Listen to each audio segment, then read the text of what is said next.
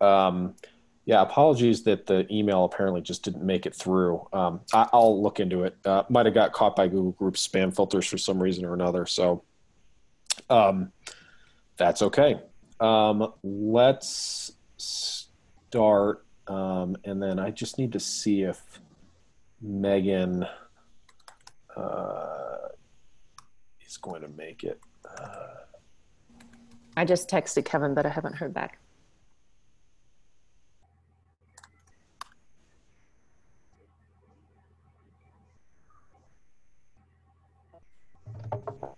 Jim Hill, since you're the new guy, if I can't get, if Megan is not going to make it, can I volunteer you to be the meeting minutes keeper?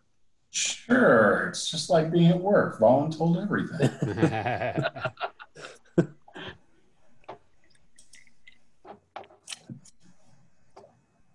Thanks. Just looking for, you just make a copy of the Google Doc and, just share it with me afterwards. And then just, doesn't need to be anything too brain busting. Don't need like full transcription here. Just basic notes that folks come back and look at after the fact. So, all right, I'll call this meeting to order. This is, all right.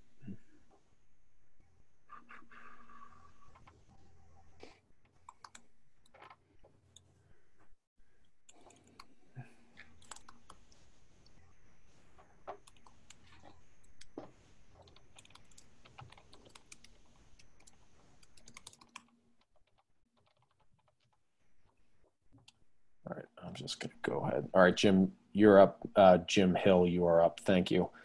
I'm going to call this meeting of the Press Benevolent Association to order. So we're going to go through the PBA agenda first. So do I have any questions about the PBA minutes?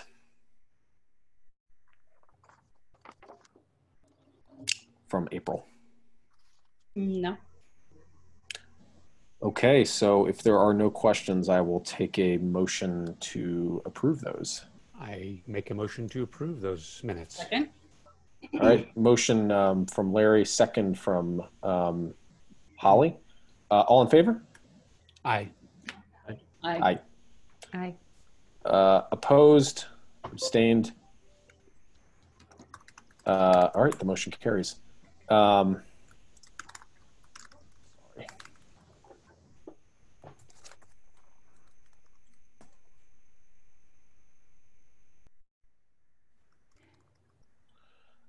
Okay, next, let me just pull up the agenda. Sorry, I'm juggling like 10 windows here right now. All right, Kevin Vaughn is going to join us shortly. Okay, I'm pulling it up myself. All right, Tom Fouch, manager's report from the PBA perspective. I've got two sub-items here, the PPP loan and any plans for reopening in a limited capacity, but you may have other things you want to discuss too. So the floor is yours, sir. Okay, I just have a few things. I'll do your points first. With regard to the PPP loan, we did get the money. Everyone knows that.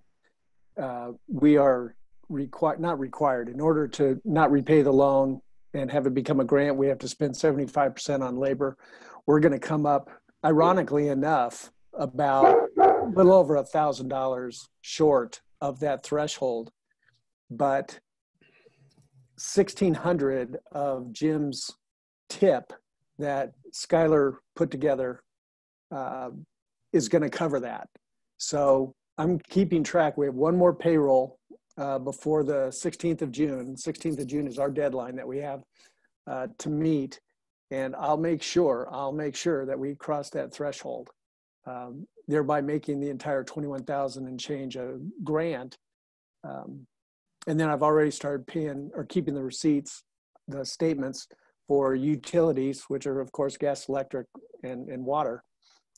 Phone is not a utility, or internet. Okay. Internet is not a utility. So that won't play into it, but we'll be able to take care of that because of the threshold of the labor.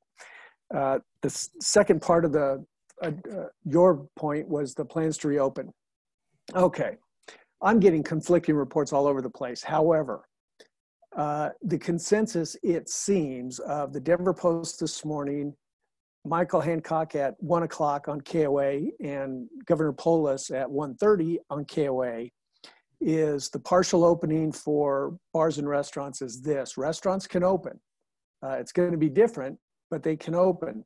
They are still not allowing strict bars to open. And the reason for that is the nature of a bar. People all cozy up to the bar, they sit close, they talk, and so forth. I am of the mind that we can partially open, even though we are really neither of those. We are a social club with those services, but we're a social club. The reason I say we can partially open is it seems to me that the linchpin of their argument is the social distancing aspect. So what I would like this board to consider is this. We have on rare occasions a few people in the building. Mark Reardon comes in every Wednesday. We've got our Tuesday Night Losers. We've got the 2 Thursday night poker games. We have the Denver Democratic Forum breakfast once a month. I've got 2 lunches and I've got 2 board meetings. And you ready for this one? I had a request for a wedding reception at the end of June for 50 people. The comment or the paper this morning said events are allowed up to 50. So if I can socially space those 50, we can take that function.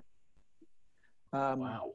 And so this is what I'm thinking. I think we need to open. I think we need to open, and let the either not alert the authorities or tell the authorities that we made the decision if in fact they question us on this thing. If we get right down to it, and I hate to go down this path, but I was thinking about this. I read every word of the First Amendment the other day, and part of that First Amendment, which is at the core of our mission, and part of that is the right to assemble. Well, if we can do it within the dictates prescribed by the state and the city, do it safely for both our customers, our members, our staff, I think there's an argument to be made that we should be able to open safely. So that's on those 2 fronts, what you asked about, Dan, that's, I've got a couple more points, but I'll throw it out there on that front. Were there capacity limitations on like, I know we're not technically a bar, it was like 25% capacity, but does that No. It's 50% capacity, but you can have 100% capacity if you can do it outside and things like that. So there are some things along those lines, but if we were to take, for example, if we were to take the wedding reception at the end of June 27th,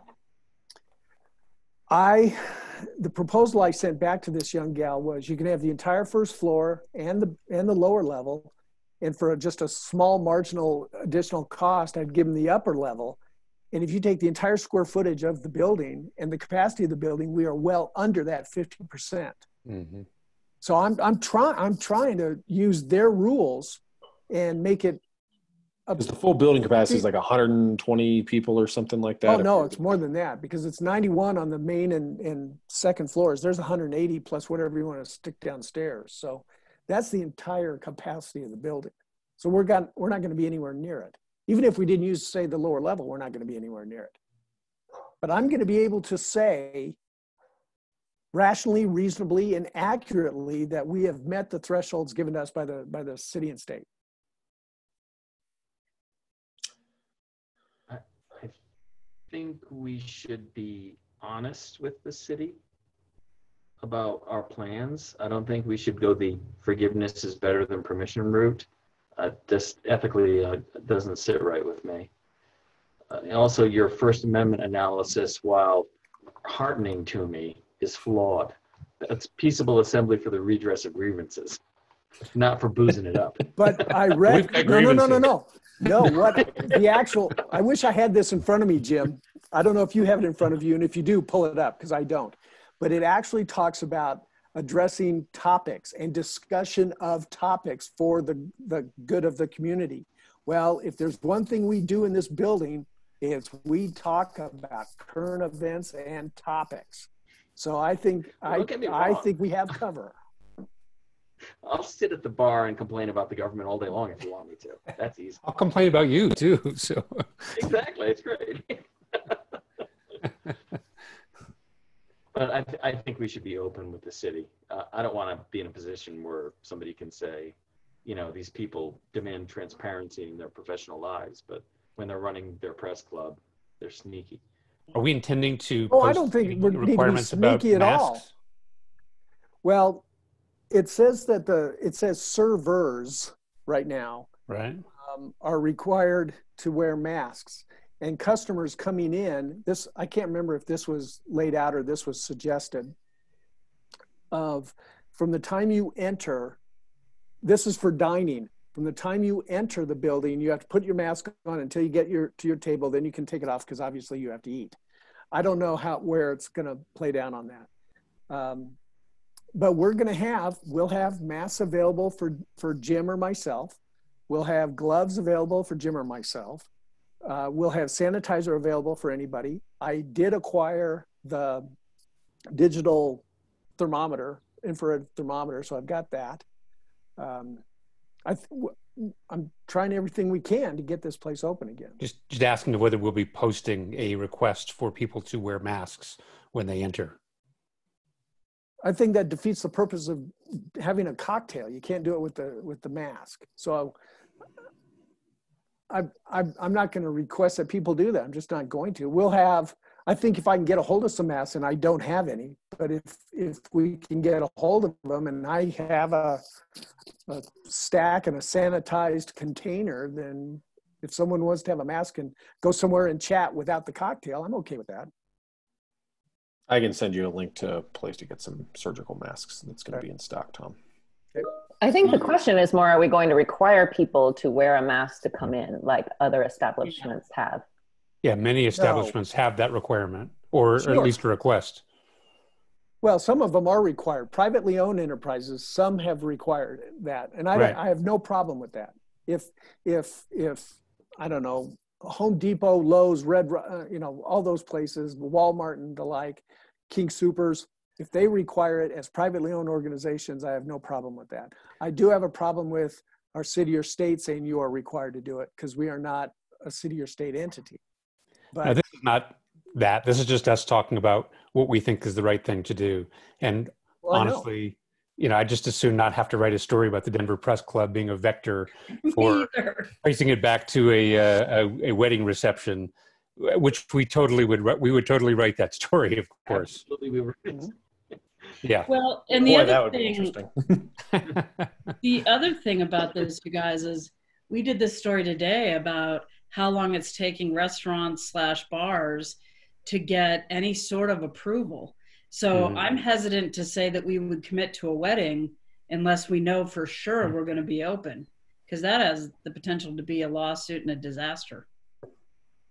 I mean, it does, Holly, to your point, it does speak, Tom, I don't know if we've made any progress on this, but the need to have a contract. I would not want to take that wedding without a contract and without very clear language about deposits. And I say this as someone who's had to rework, wedding photography contracts over the last couple months, that I just wouldn't want to book that couple without a contract signed in place that has some sort of contingency or addendum in there about cancellation related to COVID-19. Should, for whatever reason, the city decide to either A, not be open, or B, shut us down. Yeah. Well, okay, then we need to make a decision real fast. These people want to come here. They like the proposal I sent them on a dollar amount and what we could do for them. Mm-hmm. So they are going to come here unless the city or state says no or we say no. The origin story of that is, right, they met at the Denver Press Club, or their first date was at the Denver Press Club. Did you see this? I get did I send it to you? No. I get CC'd on those. On the information request. Yeah, the information. Yeah, that's exactly what it was. They attended that prom. We only have one prom, and that's the alternative school prom. We've done it for, I don't even know, 15 years. And so their first date was the prom. a month ago. They're moving out of town. A month ago, they showed up in front of the Denver Press Club where he proposed to her. She accepted. Isn't that sweet? And so we are, that's why they want to bring the reception here. But, I mean, look, it'd be great, but I don't know that we know that we'll even have anything from the city by then. I mean, That's major restaurants and bars don't. Yeah, we're in a box there. I worry too. I mean, the Science Magazine and CNN and the Wall Street Journal all had articles this week about super spreader events where people are in an enclosed space with music or a lot of people so that they have to be loud and project, which ejects more virus. If anybody has any virus, that is a worry to me, just the safety, even if it is the up to 50. I mean, I'm thinking about the choir practice where there were, 60 people or 80 people, I forget now, but most of them got sick from being in an enclosed space with people projecting for a number of hours. Droplets. These folks need an answer right now, and I don't think we're in a position to give it to them. You may have to wave this one off. Ask them where they're registered, and we'll get them a nice place setting or something. Yeah, I don't see how we could commit right now. Yeah. I mean, is there any harm in just reaching out to the city and just being like, I know not the ask forgiveness, but just like, where do we fit in this? This is generally what we do. It can't hurt. Are you asking me? Yes, Tom, I'm asking. Yeah. First of all, I don't know who we would ask that would be able to grant the authority to do that. Secondly, if I ever reach the person who does have the authority to say yea or nay, I'm not sure he or she would say yea or nay, to be honest, because they're probably getting, I don't know this, I would suspect that they're getting inundated with requests for variance or requests for whatever to let someone or something do an individual event. Well, they are, and that therein lies the problem of we commit to this wedding and we don't know if we can get an answer. I mean, I certainly think we could try to get that by making some phone calls, but based on the stories we're doing, they're so overwhelmed. They're not, I mean, the story we had tonight is there's only 2 bars that have been granted the right to open as they want to tomorrow. So I think we just have to be aware of that, cognizant of that. Yeah, I'm reading a statement. The city and county of Denver will align with the state's decision allowing restaurants to resume limited sit-down service on Wednesday, May 27th. The city may make additional adjustments in the coming days, and face coverings will be required for restaurant employees and customers, except while eating and drinking. So that would seem to answer that question. We're looking forward to safely welcoming back sit-down service at restaurants that are working quickly to process the 375 applications we have in the past few days to expand outdoor patio seating.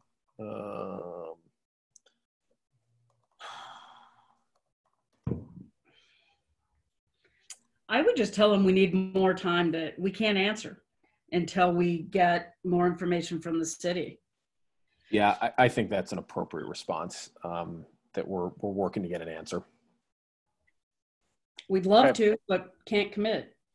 Okay, I'll do it. Other thoughts, Kevin? Hey, I think I just saw you join. Hey, sorry I'm late, gang. I'm rebuilding a set of stairs to my deck, and my day got away from me. Do you have on Saturday? I should go over and help. That's what everybody says, Kevin. We decided to tell the young bride and groom we don't have an answer, but what about the other stuff? Do you think we need to wait on that? One of my concerns, and we had a story today with the new health modelings that says if you're 60 and older, you don't need to go out this summer. And isn't that the demographic of our poker games and losers clubs and all the stuff that gathers? And should we be cognizant of that when we're deciding what we would host, even in small numbers? I think we have to be cognizant of all of it. Mm-hmm. Tom, did you ever did we ever ask Marty for like in business insurance that would cover somebody getting sick if they could trace it back to us, an indemnification? No, we did not ask Marty about that question because the conversation at the board or the meeting was, how is anyone going to prove that they got the virus at a specific place in a specific time? So to Laura's point about some of these like super spreader events where like the contact Bridge Club in Colorado Springs, like it has happened to the point where they feel confident enough that they can do it. And not saying that, like, I just think we have to prepare for the fact that it could happen and that contact tracers could minimally say like, oh yeah, there was like 2 sick people in the press club and like, yep, it resulted in, 40 infections and 1 person died. Well, as long they're tracing it back all the time, all over the country. They're tracing it. It can be traced. Okay. Yeah, that's how the Koreans kept their numbers An down. analysis I read said weddings were like those types of large gatherings were high risk spreading activities. Yeah. It's the chicken dance. That's what does it. That does a lot. Well, and the receiving line and the hugs and. I'm going with chicken dance. I mean, like, let me ask this, could we open and limit it to like 10 people and just say, you have to be socially distanced? Well, of course we could.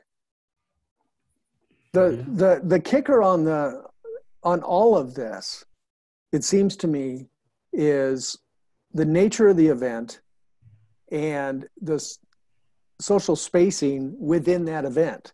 Because they say you're limited to 10 people. I will bet you that there's not a legislator out there that's going to support that limit of 10 if we say, okay, we want 10, we allow in the one room 10 octogenarians currently residing in a nursing care facility.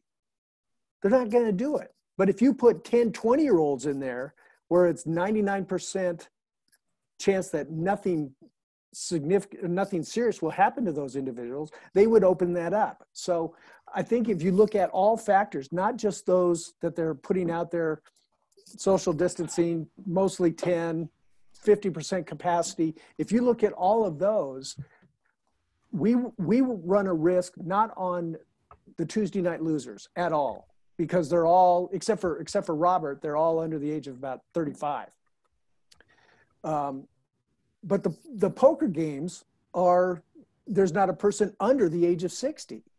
So which one of those functions do we take? Which one do we say you're not allowed in here? Or to all of them, do we say you enter at your own risk? There's not a soul out there that doesn't know this thing, the way it carries and the impact it can have on everything from those who are young and healthy to those who are older and not. So, well, it feels like at some point we leave it up to our individual members. I'm not talking about opening it up to the public, obviously, but leaving it up to our members. Look, if you want to use your club in this way, we can accommodate. I just think we need more guidance from the city. That's how I feel, just to make sure we're buttoned up and not doing something we're not supposed to do and then called out on it, which we'd all have to do in our news organizations. Yeah, I mean, go ahead, Jim. Tom, if you set up a meeting with somebody at the city, I'll be glad to sit in with you. I won't even be able to get that meeting, Jim. I'll try, but I mean, you heard, I can't remember who said it, Noel or Holly, talking about, they have 350 applications they're wading through just to get someone else open. So, yeah, unless you have a name for me to call, and I wouldn't know who that is. I don't know. Too bad we don't have like investigative reporters or anything on our board. Kevin. Might know who to call. For my piece, like I would say that I given that there was a lot of new information that came out today, I do think we need to just sit and wait for guidance. And if it comes out that in a week we have clear guidance and we need to host like an email vote or something like that, we can do that. It's something we're all paying attention to. So go ahead, Kevin. So again, I apologize for being late, but what's the date of this wedding? The 26th, 7th, or 8th of June. What's Saturday? Saturday, I think, is the 27th. 27th. Yeah. It is? Okay. There you go. Yeah, I mean, I don't see any way we can do that without further guidance and permission, I guess, from somebody at the city. We're photographing a wedding on the 27th. It's like 10 people. It's all family, and it's like being hosted at a restaurant in Boulder, and it's outside. And this, you're talking about I think I'd feel potentially a little different about this if it were 10 people, Tom, or 8 people, but we're talking 50 people. Like I don't know. That seems like a tall order in late June. Maybe they'll change guidance. I don't know, but we don't. I think I agree with everybody else that we don't have enough information. All right, it's your call. Maybe the numbers will correct in the next few weeks. That would be nice. Would you be able to follow up with Marty though on just again, liability insurance and whether it would cover somebody getting sick and see whether we just need to figure out what the insurance situation is there so that even let's say we do get approval to host events up to whatever 25 people or something like that, and somebody gets sick and contact tracers trace it back to us, that we have legal protection in that case. All the more reason for us to get that city approval. Yeah. We can demonstrate we've dotted our I's and crossed our T's. I imagine that one of us could probably call someone in the mayor's office and get a meeting, even a virtual meeting. I could shoot a note to Rowena, who has served on our, or Gabby, who's either served on our board or served on our Runyon selection committee, and probably get a response. So Tom, I'll take that up and reach out. I've got a couple people I can call too, just to give us some sort of guidance on what to do. Yeah.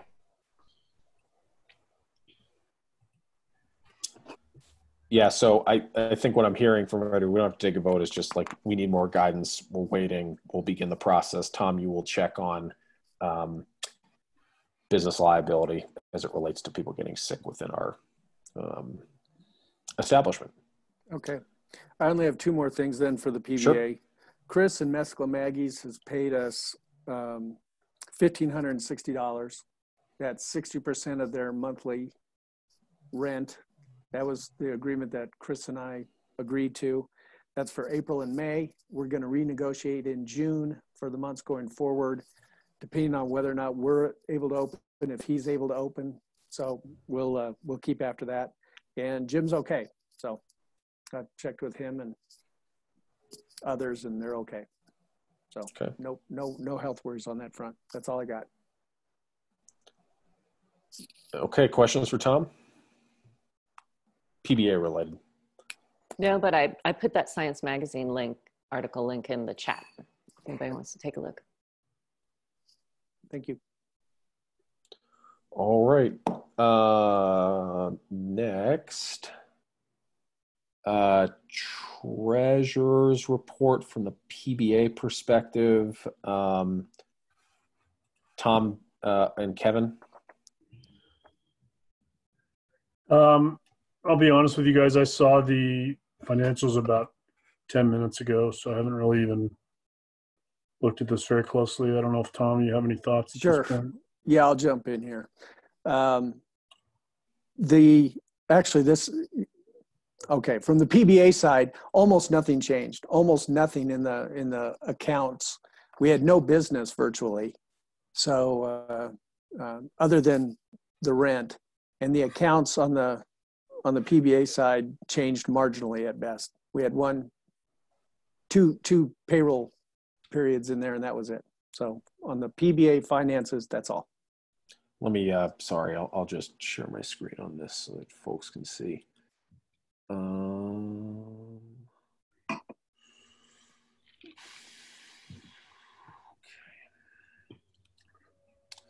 All right, so Be the top line. That's the only one that's solely PBA. that's payroll, Yep, that's all it is. and that jump is PPP. From March to April, correct. Got it. Okay. Maybe I didn't know this. There's no PBA savings account. No. Good to know. All right. Let's see here. Right, we had no business, so there is no business to be had. See, this wasn't that hard. Makes it easy. Okay. I'm glad y'all think that's funny. If you don't laugh, you'll just cry. That's what I say. Okay. Other questions about the financials from the PBA side? And Tom, you mentioned that the PPP loan payroll stuff goes through when?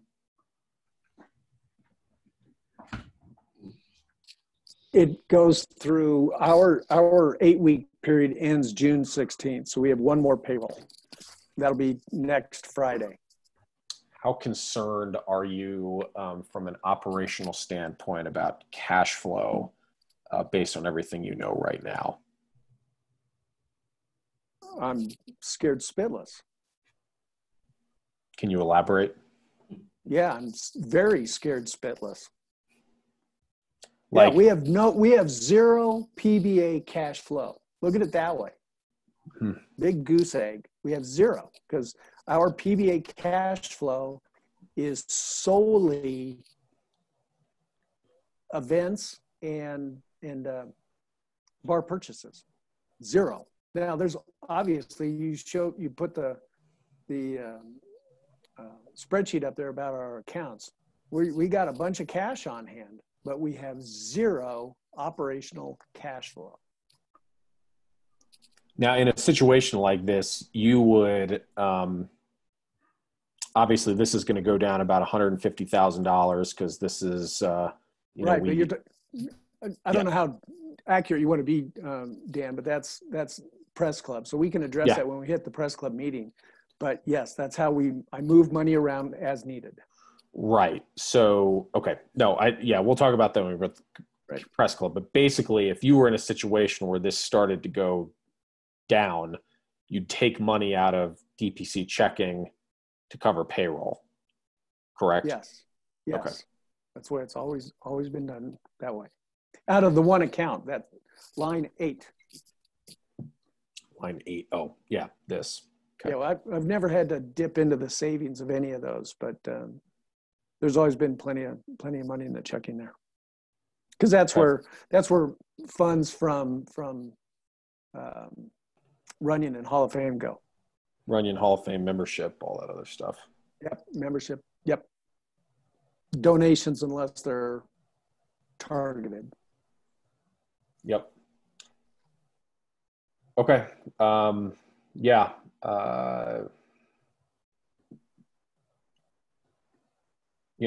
In terms of just organizational cash flow at this point, it's, we can talk more about it on the DPC side. We know that the PBA is effectively shut down at this point, and there's nothing that's going to ostensibly change that without events, event revenue, event rental revenue, and drink and food and liquor sales, which you're not going to get anyway. There's no world in which you'd have that. You'd be collecting. You need to collect revenue on the DPC side. Right. After the next payroll, that line 7 will probably be about 10,000 because we got just one more in there. That's it. Well, and the wild card, of course, is whether this fourth round of stimulus is going to do anything else. We don't know at this point. I wouldn't count on it, but it's something to keep an eye on. Questions?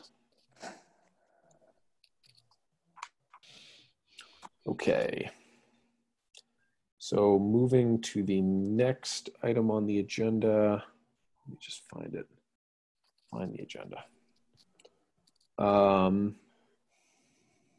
manager's report, treasurer's report. Any new business questions on the other things to bring up about the PBA, the for-profit side of the business that's not really a for-profit, or at least doesn't behave like one?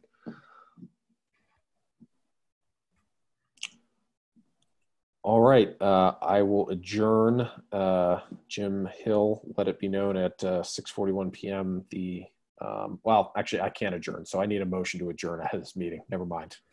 So moved. Second. All right. Moved by Kevin, seconded by Larry. All in favor?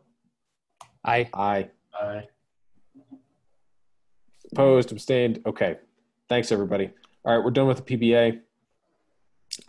Shifting to the DPC. Just share my screen so we can see this again. All right. Okay. Calling to order this meeting of the Denver Press Club Board of Directors at 6:41 p.m. I'm looking for an approval of the meeting. Well, I should say any questions about the meeting minutes for the DPC? Questions or discussion? I move we approve. Second. Okay. Motion from Laura to approve the minutes, second by Noel. All in favor? Aye. Aye. Opposed? Abstained? Okay. The meeting minutes are approved. Thank you, Laura and Noel. Okay, next, whoops, gosh. Reviewing the new member here. I'm just going to drop this in the chat so everybody has this if they want to follow along. These are the meeting minutes, or agenda rather. All right, new membership applications. So we've got one kind of true new member. I mean, they're all new members, but you know, Nancy Kristoff is in public relations. So this is at the individual level. And then the others in here are all of the students who were awarded scholarships through the Press Club scholarship effort. That money's been distributed. They've all received it, or at least I should say their institutions of higher learning have received it. So now that that's all done and they've all been verified, they all get free student memberships. So that's Samantha Sanson of Colorado College, Melanie Mao of CSU Pueblo, Elias Bourne of Colorado Mesa, Isaac Vargas, who's at DU, I believe, Bailey Campbell, who's at University of Northern Colorado, Joy Webb, who is at University of Colorado, Colorado Springs, Brooke Buchan, whose place I am not remembering off the top of my head right now. And then Robert Tan, who's at CU. I think Brooke is at, I'm fairly certain Brooke is at CSU Fort Collins. So I could just look that up. Any questions about our new members? They will be automatically set up to roll over to a new student membership right after this, a paid one instead. Bailey Campbell is at University of Northern Colorado, and Brooke is at CSU Fort Collins. So questions? Otherwise, I'm looking for a motion to approve their memberships. I move that we approve those new memberships. Second. All right, motion by Noel, second by Laura. All in favor? Aye. Aye. Opposed? Abstained? Okay, welcome to our new members. All right, next public comment. There is no public comment because I did not post this in the interest of full transparency into a newsletter, so this has not been shared out widely. I will work on that for the next time we do this. Who knows, maybe we're meeting in person next time. Don't know. Next on the agenda is the Damon Runyon Award. This is again our opportunity to sort of take a temperature. It's late May on what we think we're going to be doing in September. I did get a message from Production Services International, which is the group that does production, on what our plans were. I told him that we were tentatively scheduled to be doing this on September 12th in person, but I said we were seriously considering doing remote, a remote fundraiser instead. And so I need to talk with them. We have signed a contract with them. I'm not sure how, flexible they're going to be on something like that if we were to either cancel, delay, or otherwise go remote, but that's something I've got to look at. I'm honestly just curious about discussion at this point about what we think, we need to do. I'd say we probably have another month before we have to seriously make a decision. but just looking to see where everybody is right now. I've got some thoughts, Dan. Go. It seems to me at some point, whether it's tonight or in another month, we need to fish or cut bait. And by that, I mean, we need to either commit to a fully remote Runyon or commit to some other plan where we bump this into 2021, which I'm really loath to do because I'm worried about the loss of revenue over the long haul. I'm wondering if there's a way to do a remote Runyon that we could get Judy to commit to sooner rather than later, in which we could at least bring in some revenue, some profit, maybe not what we were expecting, but put us in a position in 2021 to start with a clean slate. I'm really concerned about, some of the ideas that we've kicked around involved maybe we push it back to 2021 and everybody that's already paid us gets a table in 2021, and I'm worried about a year of just complete revenue loss from that. And I'm wondering about, again, maybe it's a month from now that we make the decision, but whether we fully embrace the idea of trying to do some sort of a virtual event this year where we do something for the people that have tickets to bring value to them. And I have some ideas on that. And maybe we don't bring in the profit, the revenue that we thought we would, but we get through this year and we're in a position to start fresh in 2021 and not be hamstrung by promises that we make this year to sort of make people whole next year, if that makes sense. That's sort of where my mind is right now. What if we offered some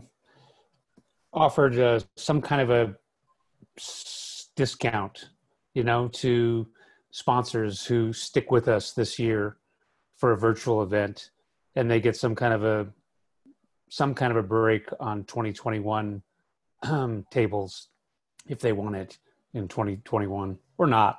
I mean, I think most of those who stepped forward to sponsor did it because they want to help the press club, and maybe they don't need any other inducement, but just throwing it out there for discussion. Laura, go ahead.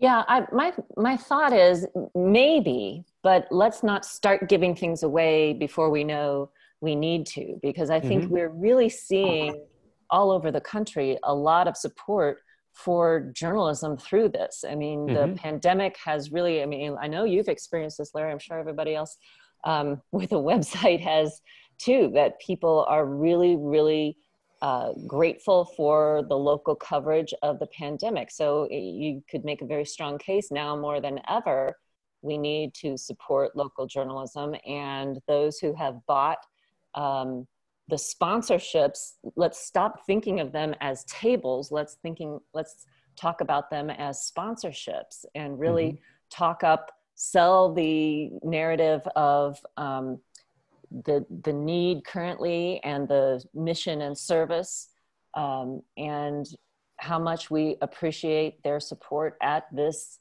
unusual and urgent time. And then if people start pulling out, we can start negotiating with them. But I wouldn't start offering things up before we know we need to. I would try to make the pitch first that it's more important now than ever. I don't know. What do you guys think? Well, I agree with you on a rational level and an emotional level as well. The thing I worry about though is that like organizations like my organization that I work for, this kind of thing is going to be the first thing that's going to go when the budget's got to be cut.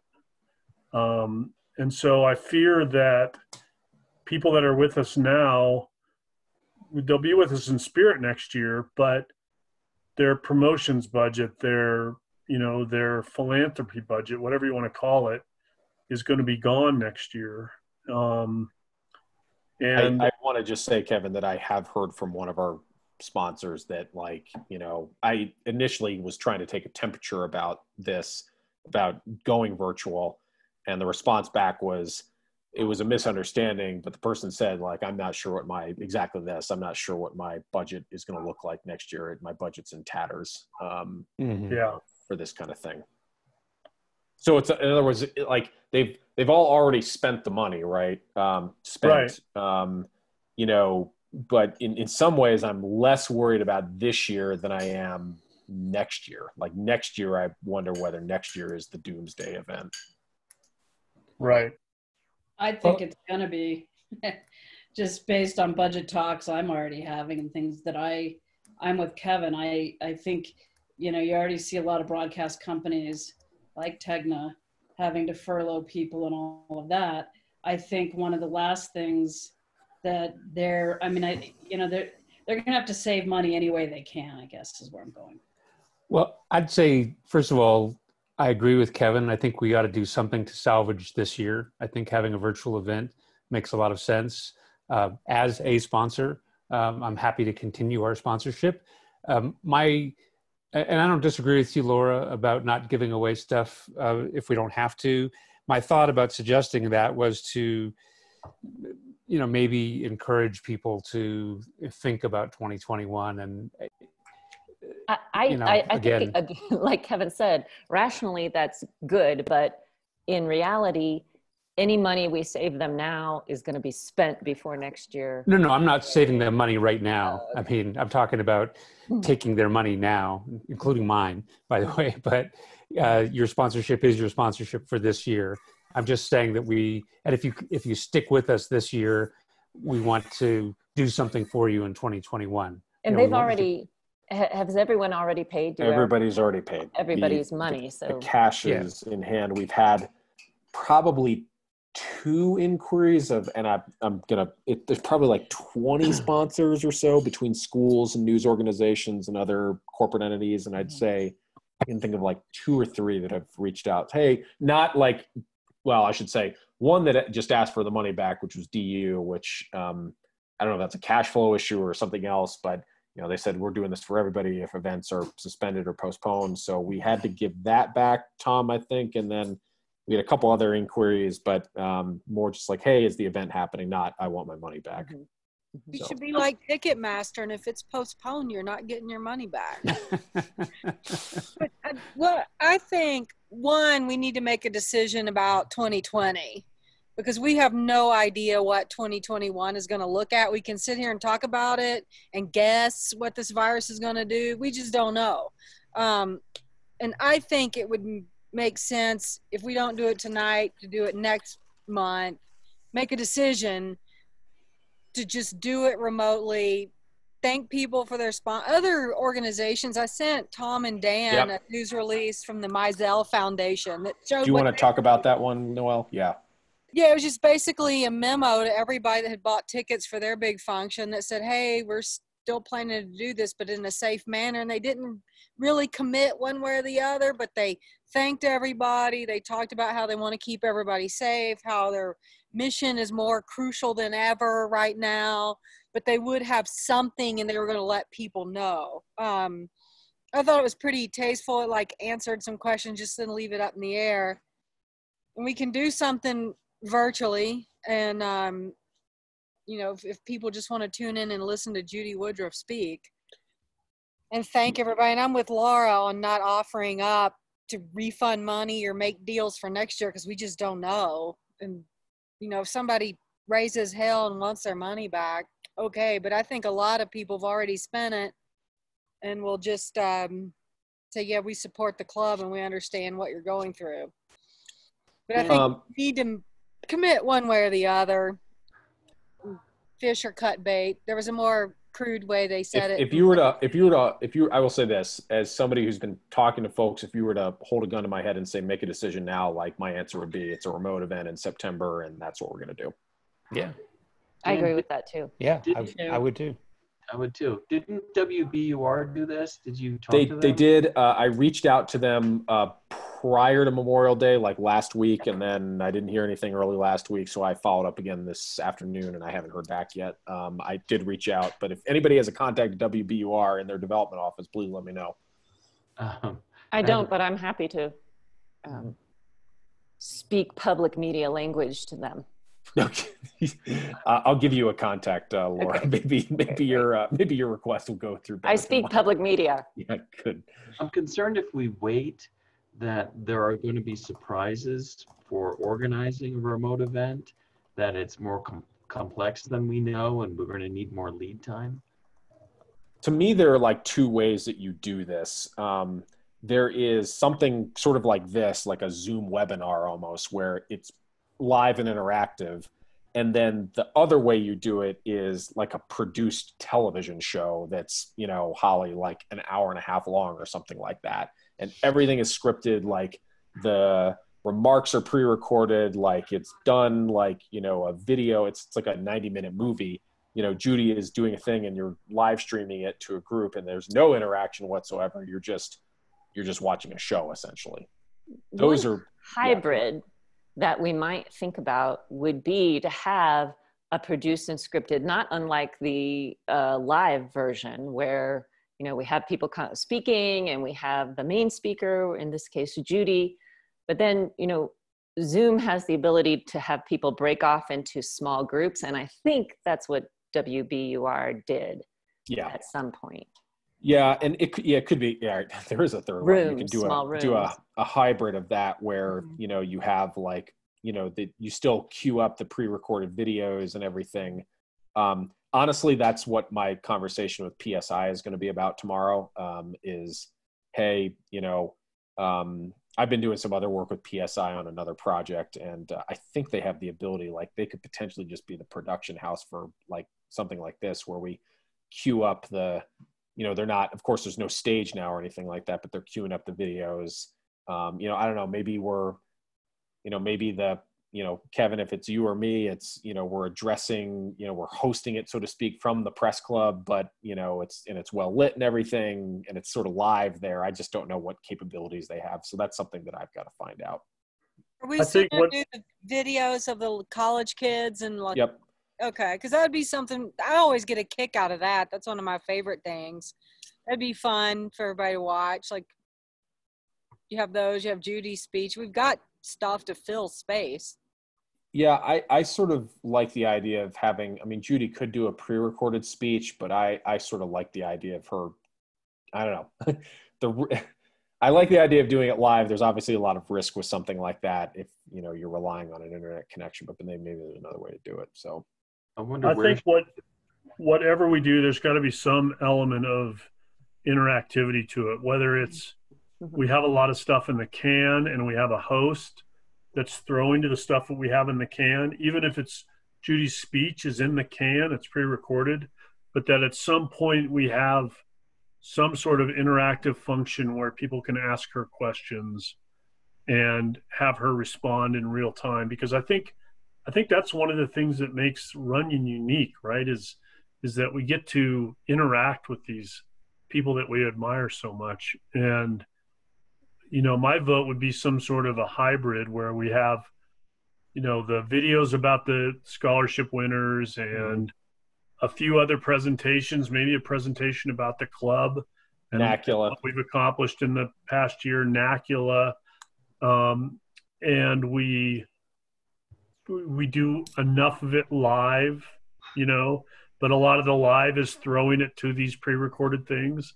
But that somehow at the end of the day, people have a chance to interact remotely with Judy in a meaningful way. And I don't think that's that hard technically to do. The biggest trick would be to have all the stuff done ahead of time, obviously, and to have done a couple run throughs. But I think technically we can do that. We can pull that off. Seems to me that you know what would be, I think it would be excruciating to have Judy deliver a speech, first of all, in this kind of a setting. But I think it would be super engaging if we were to go all, you know, Larry King or something like that, where you have somebody who's a good interviewer and able to curate questions from people in the audience, and that could be super cool. I mean, it's a very different format, but it takes advantage of this format that we're in. A speech would be awful, at least in my opinion. But having a good interviewer, Kyle Clark or whoever, interviewing her could be really engaging. He's just not allowed to beat up on her. Friendly turf. No. Yeah, that's right. That's right. No, that's a really good point, Larry. I had, we have done Q&As before. Jill Abramson, this was 4 or 5 years ago, something like that. She just, speech wasn't her thing. And so I think John Enslin interviewed her or something like that. Yeah, that's right.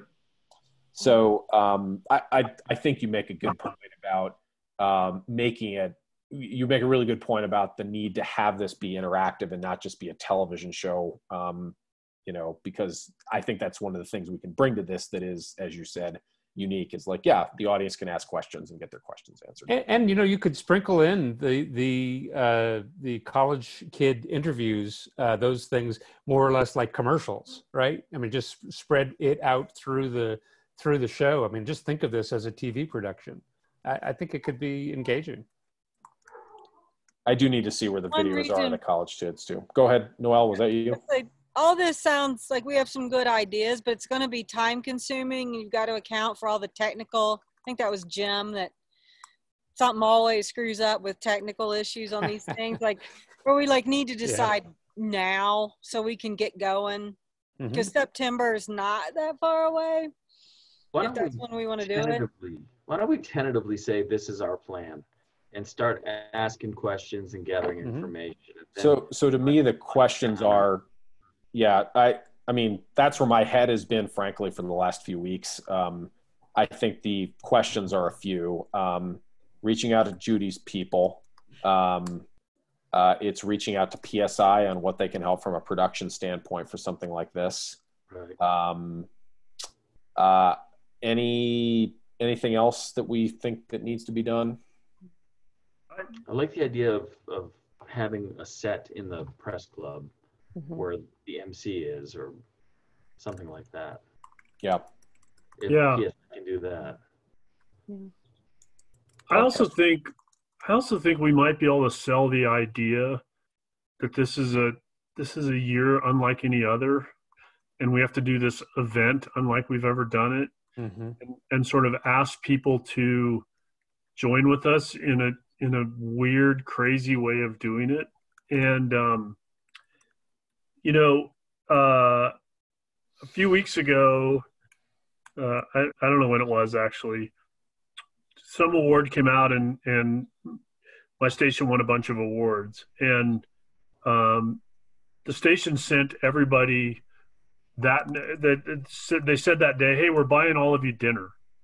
And I'm like, well, what does that look like? And they sent every one of us a $50 DoorDash gift certificate. And it was like a way that virtually we could all be together and sharing a meal, even though we weren't doing it. And I'm wondering if there's if we do this virtual thing, is there some way to do something like that for everybody that's bought tickets, or send them a couple of, press club cocktail glasses and maybe an adult beverage or two, or something that would give them some actual tangible value in their hands, in addition to the value of being part of this thing and getting to hear us, getting the chance to talk to Judy Woodruff and all that sort of thing, and do it in a way that, that's sort of what I was thinking about. Like, if we could do this in a way where we can still turn some kind of a profit, and then we can head into 2021 and assuming in 2021 that life is something back to normal, and we're selling this thing again, and people feel good about what we did for them in this pinch, and we're not having to say like, you paid us last year, but now you get to use it this year, and because we didn't have last year's event, we've postponed it for a year. So I don't know.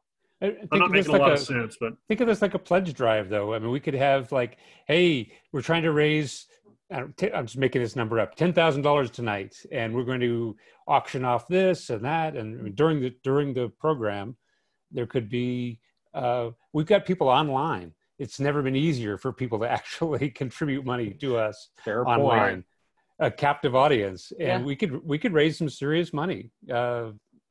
You know, if we get creative about it. We can talk about all that later. But Yeah, I like Kevin's idea of some sort of physical interactive, because that was sort of the shtick of the WBUR, right? They sent a basket with wine and cheese or It's like crackers, hors whatever it d'oeuvres was. and like a cocktail mix or something. I'm just Yeah. saying, auction it off. Right. Make some money. Yeah. Well, and I do think we have to be conscious of cost and you know, but maybe we could find, I know there's a woman who has a company that sells wine for nonprofit. You know, when you buy a case of wine, the profit goes to a nonprofit. I'd be happy to reach out to her to see if she might be willing to sponsor, you know, how many tables would we have, or how many? Normally we'd have 32 tables. Uh-huh. So, you know. So let me ask this question. If we went ahead, if this weren't happening and we were going ahead and we had all the money right now and we were having this in September, the old-fashioned way, how much per seat were we going to pay the Denver Athletic Club for the meal? You know, Tom or Dan, how much? $65. Yeah. So could we spend? Just real quickly, Kevin, that's both for the dinner and the room itself. $63.88 per person, based on 300. Yeah. So if we were to do something tangible, deliverable, whether it's virtually or actually somebody bringing something to your door, and we were to spend $50 a person on that, you know, could we pull something like that off? That's what I'm wondering. Could we pull something like that off where people would feel good about having stuck with this? They'd be saying, oh, that's interesting, that's creative what they did, and they would have something in their hands to help us celebrate the evening where they would be feeling like their money was well spent. And they get to see all this cool stuff online and hear Judy Woodruff and get some questions answered from her and all that sort of stuff. Like if everybody got a little Denver Press Club cocktail glass to toast with do a toast in advance of the party. Yeah, the glass is a solid idea because we already have a supplier for it. It wouldn't be hard. What's the cost of those glasses, Tom? $24 each. This is the pint glass, or this is the They're all about the same, but we do more cocktail glasses than anything else, and they're 24. Pints are a little less. Would that change if we bought 300 of them? It might. It might. I don't know. I'm just trying to think outside the box here. Yeah, my husband's company had a function, and we all got these little like stemless wine glasses. They couldn't have possibly cost $24, and they said like "Happy Holidays" from Coresight or whatever on them. There's probably cheaper options than whatever cocktail glass. If we wanted to add something like, you know, our charcuterie platter that comes with it or whatever. Right. Yeah, the glasses are expensive on a per glass basis, but you have to remember that I go to Farmers Engraving because they're right here in Denver. I can go over there and pick up the glass. If we were to go the route of we need 200 or 300 of these things, well, then I'll find a supplier to do it, and it'll drop considerably, probably less than $10 a glass unless you go with high quality glass. Tom, just to be clear, the Denver Athletic Club, if we were to tell them, look, we're just not doing this in person this year, sorry, would we owe them anything, or are they just looking at it like, okay? If what Jordan tells me is true, and I assume she's got final authority on it, then no, we don't owe them anything. We haven't even written a deposit check, so unless they say, please send us a check and then we'll call it off, but I can't imagine that either. I will say this, going back to an earlier statement about whether or not we're still debating as to whether we do this digitally or in person. I personally, and the DAC brass feel the same way. There's not a snowball's chance in July that this sucker is going to go off because we're not going to be allowed to put 300 people in a room. Yeah. I mean, That's my feeling. I don't see this changing in a month. I would be comfortable, frankly, voting tonight to say like we're going virtual, and then that gives us, Noel, to your point, another month of planning time to take this seriously and start looking to plan for a virtual event on September 12th. Is there anybody who feels different about holding out? No, I think at this point everybody kind of expects that events are going to change. So I think we want to figure out a great way to do it this year and not carry the problem in next year when a lot of people aren't going to have money. So I think going virtual this year makes the most sense for sure. Yeah, I hear you, Holly, on that. The other thing that I'd say is like, I would frankly be in favor of like hosting Runyon in September of next year, like not doing it in spring of 2021, trying to draw it out as long as possible to A, give budgets time to recover, B, give us planning time to recover, and C, and maybe most importantly, stretch out the timeline longer for, a vaccine, treatment, whatever it is. Because You want a motion to go virtual? If there is no other discussion, I will entertain any such motion. Okay, well, I make a motion that the 2020 Runyon dinner go virtual as planned in September. Second it. Okay, all in favor? Aye. Aye. Opposed? Abstained? All right, the motion carries. I appreciate the good discussion, folks. I'm going to just reach back out to the original one of the other people I'm going to reach out to is the original Runyon Planning Committee, and we'll get this ball rolling. I'll send notes to the board group. If folks want to join, and they can, we'll get started on planning this. And like I said, if you hear of anything like Noel did about other events, and you see things out there of other, fundraisers, things like that go virtual, like please send that stuff along to me. There's some really great ideas tonight. So thank you for offering those, but I appreciate the good discussion. Okay. Let me see, where are we going next? Okay, Runyon done. President's report. Okay. So the building maintenance fund, just an update on where we are with that. We have Roger's grant from a couple weeks ago that a donation, I should say, from a couple weeks ago that he offered of $5,000. I am pleased to report, and some of you know this, but that Warren and Terry Smith reached out to me after the last newsletter went out and said that they too wanted to donate $5,000. So we have $10,000 now pledged in the bank for this, which is great.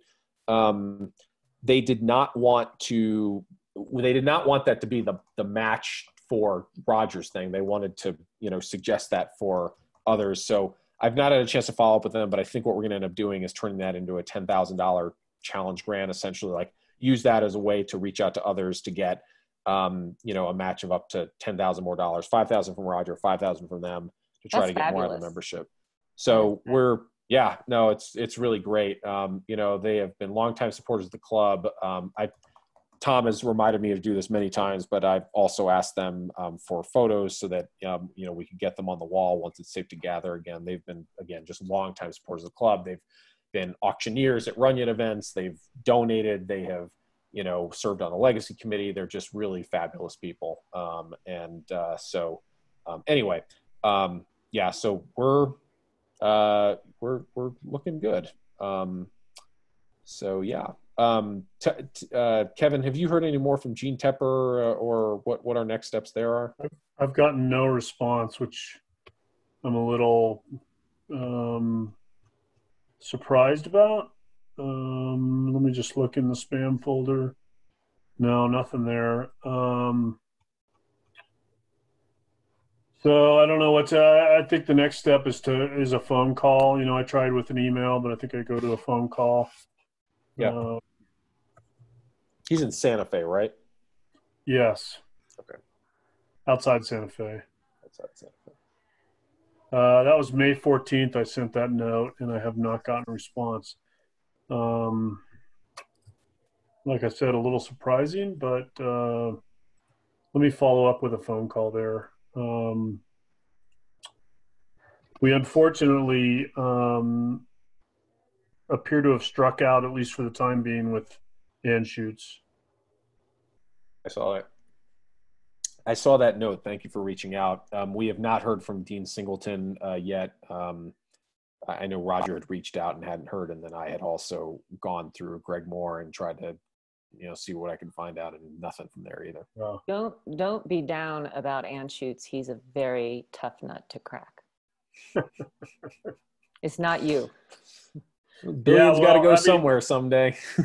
Honestly, Jim handled most of that, and Jim got the definite impression verbally that was likely to happen. But after we put a request in writing, we got a not right now sort of answer. It took us a couple of years at CFOIC to get money out of him.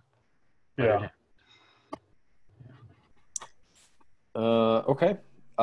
So again, we're well on our way. I know we've had a couple of donations through PayPal and stuff. I've not actually checked the regular online donor platform in about a week, but I will. But as is often the case, it's a combination of small donations and then big fish, and we're fortunate to have that. So not quite there, but about 50% of the way there. So it's a good start. Hey Jim, had you heard anything from Gates or had a chance to reach out to them? I haven't reached out yet. I apologize. Okay. But I guess it'd be good to tell them that, hey, we've got, well, I don't know, Laura, you're sort of best positioned to explain how you pitch this. I'm not, nothing to do with your current work. I'm just saying in general, when you say that you have nothing to do with your current work, in general, when you have $10,000 of pledged money. Right. That's a huge, to say to them, we have matching of 10. We would like you to put in 10. And then we have that's a real campaign, right? Yeah. All right. Jim, you sound like you're ready to sugarcoat that and make it sound really good. I love you, baby. Come on. So no, we're doing. We've got some good progress. We'll talk a little bit more later about the building and everything like that. But I just wanted to update on the fundraising efforts. Okay, next. The Denver Press Club Legacy Fund. So quickly, that has officially been established by the Denver Foundation. You noticed in the financial report at the PBA part that we have moved $150,000 from Walter's gift account to the DPC checking. Tom has written a $150,000 check. That is how much we approved to move into that fund. And so that is in the mail, and they're checking the mail. We looked into wiring the money, but it was this massively complicated process that involved forms and signatures and delays and fees. And so there's a $150,000 check sitting in the mail right now, presumably in the offices of the Denver Foundation in Cherry Creek. Tom, did I miss anything? No, that's about right. Okay. So that's what we authorized. We had talked previously about 175,000. We still have about 125,000 of the gift still sitting in there. As we had discussed, we are, I think, just being cautious given the continued uncertainty. If I don't think I'd ask tonight to invest more at this point, I wouldn't recommend that. I'd just sort of sit and wait. The market is still down about 8 to 10%. The S&P 500 relative to its high a few months ago. So we're still getting at a discount, not as much as it was, of course, a couple months ago. But I tried as much as I could to push that issue, and I think they were, like a lot of foundations, dealing with the chaos of managing a lot of disruption from their own funds. So anyway. The point is that that's been established, it's set up, and we're about ready to contribute our piece to that. So questions about that? It's fabulous. So again, there's two funds now at the Denver Foundation. There's the Ensign Scholarship Fund, which of course was used to pay off the scholarships, and now the Legacy Fund, which is, again, the people want to donate, and we do occasionally get stuff into that as well. Or I should say the Ensign Fund. So there should be online donations set up really soon. I asked them about that. It was not done when they first let me know about it, but that's coming. So, okay. Next on the list, I wanted to talk about hiring part-time help for website maintenance and programming management. Oh, hey, Dan, do you want me to say anything about the Legacy Society? Oh, yeah. Yes, please. Sorry. Go ahead, Laura. No, that's fine. So we are launching into, I think what we talked about the last time we met with the hot, warm, cold, and I'm going to put it in the chat. There's a spreadsheet where you can start putting prospects' names in. And if you click on that Google Docs link, you'll see a spreadsheet that has names like right now, Dean Singleton and Phil Anschutz, and whether they are a hot prospect, medium, or cold prospect will move. I think we keep Phil at medium because you just never know. He may wear down. And then any contact information we have for those folks, and then the key contacts, which means you or me or anyone else who knows that person or who might have know someone who knows that person. And then this is a way to kind of track our contacts with them and begin to work out strategies of how we get to people and what pitches we might make to them and what kind of packages we put together to present to them. So. And Laura, I strong-armed you into leading a little committee too, right? What do you call it? You voluntold you. You voluntold me, yes. No, Laura but I'm will happy be, to. Seriously, yeah. I'm happy to. Laura's going to be chairing and sort of leading our legacy committee. You obviously have tremendous amounts of experience in this space, a track record of doing this. Don't build me up too much there, Dan.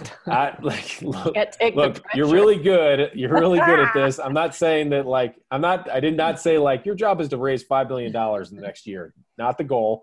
But it's reasonable to say that everybody sitting on this board, doesn't have nearly the experience that you do in this capacity. So we're really grateful. Thank you about that, but I'm happy to help. Thanks. Yeah. So kind of related to this, but we did get invited to apply for I think it's like a Colorado Humanities grant or something like that.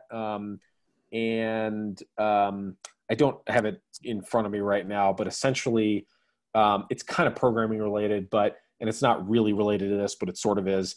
Essentially, it's grants, I think through the CARES Act that, for nonprofits and groups that have been impacted by COVID-19. In our case, particularly with public programming, obviously we've had to spend money on Zoom and these other things. And, with some of our higher end programming, we've paid some folks to be there. So we did a whole freelancers thing, to get that person there, we paid a small honorarium to her to do that. And we'd like to be able to do more of this if we're going to be stuck like this for, the foreseeable future, having the funds to, especially when we're having cash flow challenges because of the PBA being closed. We can apply to grants up to $15,000. No guarantee that we get it, but I figured we'd go for the full amount and, use that money, frankly, to support things like paying for Zoom, offering speakers and stuff, to do workshops and things like that can help journalists, particularly in this time. And that it's, we can demonstrate our value to the community, demonstrate our value to the members, and, again, not hurt ourselves while we're sort of sitting and waiting for cash to keep coming in the door. So something I'm keeping an eye on. I sent this to a few of you, and I'm reaching out for more on that. Who's going to do the work of writing the grant? I don't know yet. I need to look at the application, honestly, and just see what's involved. It doesn't look too complicated, but I'm happy to help, Dan. Oh, okay, great. I have a little PTSD around the issue. I was not going to ask you, Jim. Not that you can. You have proven that you can. Yeah. I don't know. You're the one who's gotten the most here. $200,000 to your name so far. Yeah. All you have to do is hit one home run. Yeah. Now you're a genius. We're again don't have any expectations, but I want to say the person who leads that is a member. I've been meaning to reach out to her. Her name is Josephine. And so, you know, I think just aware of the kind of programming we're doing, and obviously like any sort of financial support would really help, and I think really allow us to up our game. Related to this is the next item on our agenda, which is hiring part-time help for website maintenance and programming management. I think it's, let me sort of set it up this way. We've been doing a pretty good job, I think, with volunteers, no question, about organizing these panels and discussions and events. We've got another one coming up on June 4th about open meetings. It's going to have that Doug Bell's helping organize. It's going to have Steve Zansberg and Jeff Roberts and Aaron McIntyre, I think your name is, at the Ouray Plain Dealer, about open meetings and just sort of covering that in the time of coronavirus. That's all really well and good. It takes time, though, to actually like set up the Zoom, like put the description in, upload the photo, update the website, do all this other stuff. And, you know, I think that, you know, with all the demands that we have on our job, it's a lot to rely on volunteers. And so what I am proposing, and I've talked about this with Tom, is hiring some part-time help to handle basically that. You know, updating the social media, updating the website, updating the programming management, reaching out to panelists, scheduling those things. What I suspect is about 5 hours a week of work. I think it'll make a real difference. Hiring somebody, you know, young, go-getter, about $20 an hour. The person I have in mind is Abigail Seberg, who has done some work for us covering events. I've been impressed with her work ethic so far. She's reached out a bunch. Hey, what else can I do? You know, she's young. She's a couple years out of college. She's just moved to Denver. She's working, you know, and done some really good event recaps for us. I've edited her stuff. You know, it's like somebody who's 24, 25 years old. You know, it's raw, but you know, the talent and effort is there. And so, looking to potentially do that. And again, just on a contract basis, no more than 5 hours a week. I think it'll make a real difference and help us while we're so tied down with other things. So, Tom, do you have any questions about that or concerns? And again, please shoot arrows in this if you think I'm crazy, but I'm not going to take offense, but this is what I'd like to do. The only concern I have, of course, is the labor dollars out the door. I know, yep. I understand that you and all of you, the amount of time and effort you put into this thing is remarkable. And I very much appreciate everything everyone does for the organization. Some of this, not all of it, but some of this I could take care of. As soon as we start getting active again, then I won't have time to take care of it. So one way I'm looking at this is more than anything else, a 2-month, whatever, training period, so that when we do, or when we are allowed to open up and really get after it, we've got someone in place who knows what they're doing. We don't have to train during the busy time. But I am worried about the dollars going out the door. That's my only concern at this point. I've met Abigail, and I think she's just marvelous. So yeah, if we go that route, fine. Yeah, one thing I should add, because you bring up a valid concern, is that I think for a lot of these panels, you know, actually setting up to be able to pay for them, it's a little convoluted, frankly, to go through Eventbrite, but there's a way in Zoom to be able to charge for the webinars, you know, or at least get like sponsors for them or something like that. So I don't think it's totally going to just be, you know, straight money out the door with, you know, no revenue back. And that's something we can talk about, but there's opportunities there. I would agree with that. And I also think we need a little more structure. We paid the person who put together last month's, what was the title of it? How to handle the coronavirus and its impact on, yeah. Right. After the fact, we sent them a check. So I think it's in our best interest, as well as the interest of the people that we try to bring in and engage, to know whether or not we're going to pay them anything to begin with. If we are, what are we going to pay them, and so forth? Because if we just start writing checks without any sort of basis for that check, it's problematic. I'll leave it at that. Other concerns or questions? Like I said, if you bring up concerns, I'm not going to get offended. Yeah, it seems to me that it would be appropriate to set some sort of a cap, right? Like to just establish X dollars a month for this or something. And then we decide whether to, what to spend it on. I'm not opposed to the idea. I am sensitive to Tom's concern. I think that's all of our concern is at this time when we've got no revenue, taking on a new expense. But I'm open to the idea of doing it with, like I said, some sort of a cap on what we would spend.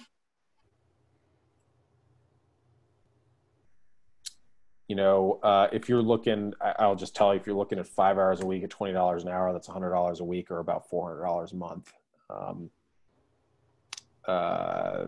Tom, I mean, obviously anything less is going to be interesting. I mean, would you want to start at like, $300 a month or something like that? Is that feasible? Well, I think the club needs to get a bang for its buck. And so if we only create one program a month plus the well, I see you shaking your head, but we've done one last month. Then one this month, and maybe I don't know what's on the docket for next month. If we only do one program a month, that plus some website time, that's going to be an expensive program and website. No, so I would rather, and I believe in trusting people. If we tell her we're going to give you $20 a month, $20 an hour, and this is what you are expected to do. If she puts in 2 hours, we give her $40. If she puts in 5 hours, we get $100. But we, along what Kevin said, if we say you will not exceed 5 hours a week to do this. If you see that you are going to have to do that, you come to us before you spend those hours, and we'll look at what we're getting out of it. But no, I think I'm very concerned based on past experience that we say, okay, we'll give you $100 a month, $100 a week, and we don't get $100 in value of work. We could also, just say that, look, we're going to try this out, see how it goes for a couple months or a couple weeks. And this is sort of probationary period, and, exactly lay out those restrictions and say, if things look like they're working out, we'll keep going. But for now, like, we're going to try this out. I don't know. We could say for like 4 weeks or something like that, a month, see how it goes, and then reevaluate after a month. Okay. I'm okay with that. I think that's a good plan. Yeah, I'm just not convinced it's a good idea to spend money on something like that. On this period. Right.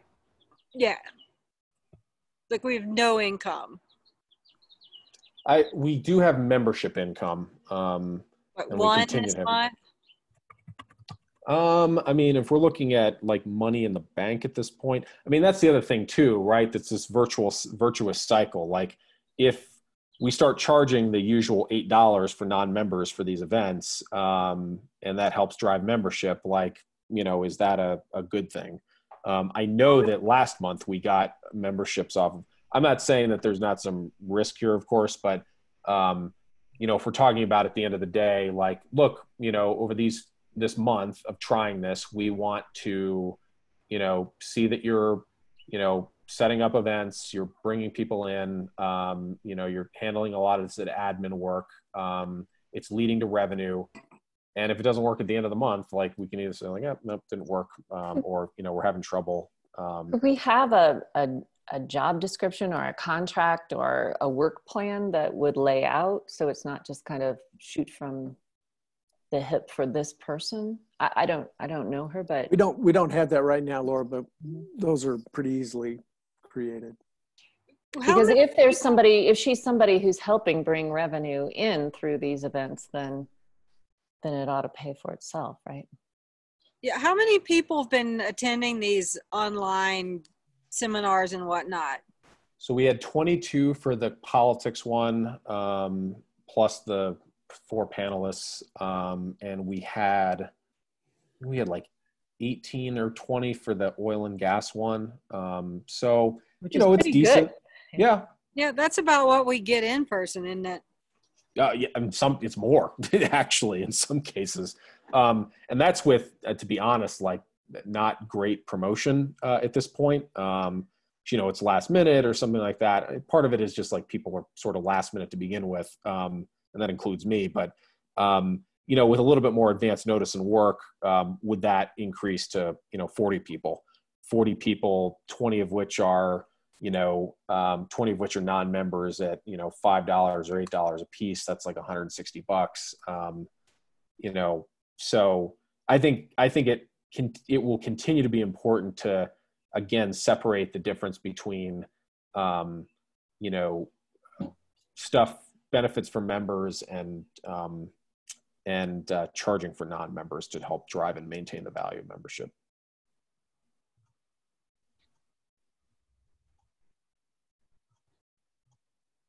I say we give it a whirl for a couple of months. Draw up a work plan, draw up a contract, see if we can make our money back on her efforts. With a spending cap per month, like $100 a month or something. If there's no spending cap, I won't vote for it. Because that could easily bleed out into a. I think at $20 an hour, 100 is maybe a little low. I could be argued at below 400, I think, but I feel like 5 hours a month is maybe a little too low. Maybe it's something like $200 a month or $300 a month. Again, start with that. That makes sense. Yeah, sure. All right. Cap it at $300 a month. Give it a try for a couple of months. See if we get value for it. Yeah, it's really also a mission-based thing. I mean, what we're talking about is a big part of our mission. Yeah, that's the other thing too. 2 months ought to be enough time to kick the tires on the idea, and we can afford $600 on an experiment. We can't afford $6,000, but we can afford $600. Right. I agree with that. Other questions or concerns? And we should also, when we're thinking about, just one more thought. When we're thinking about these things, what is her name? I'm sorry. Abigail. Have Abigail think about how do we reach people who aren't currently club members, and then that's the top of the funnel to bring them in to become members, right? So that it's not just part of, you know, this Abigail experiment, it's part of our membership funnel, pulling people, new members in. Yep. You know, she gets 2 memberships and she pays for herself, you know, in the span of a month. So not counting event revenue. Okay. Do you want a motion? Just say kind of what please. I'll move that we hire Abigail for a temporary contract that we test for 2 months at a cap of $300 for the work that we've outlined, but that it includes a work plan. That's my motion. Motion from Laura. I'll second that. Larry seconds it. Okay, a vote. All in favor? Aye. Say aye.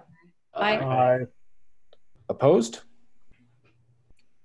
And abstained.